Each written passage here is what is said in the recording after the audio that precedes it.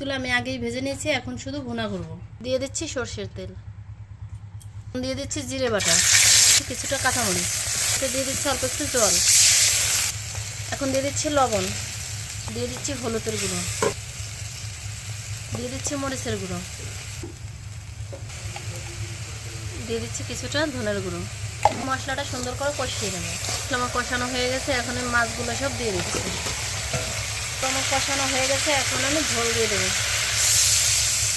এবার তরকারিটা আমি সোমবার দিয়ে নেব, তাই না। কড়াই গরম হয়ে গেছে, আমি তেল দিয়ে দিচ্ছি। তেলে আমি কিছুটা জিরে ভেজে রেখেছি, তেল দিয়ে ভেজে তুলে রেখেছি, এটা দিয়ে দিচ্ছি। ঠিক কিছুটা গরম মশলা আর জিরে বাটা। আমি তেল দিয়ে যে জিরেটা ভেজে রেখেছিলাম সেটা বেটে নিয়েছি, এখন দিয়ে দেবো। এখন শিং মাছটা আমার রান্না হয়ে গেছে, নামিয়ে নেব। শিঙি মাছটা রান্না আমার হয়ে গেছে। আপনাদের যদি ভালো লেগে থাকে লাইক, কমেন্ট, শেয়ার করে সাবস্ক্রাইব করে আমার পাশে থাকুন।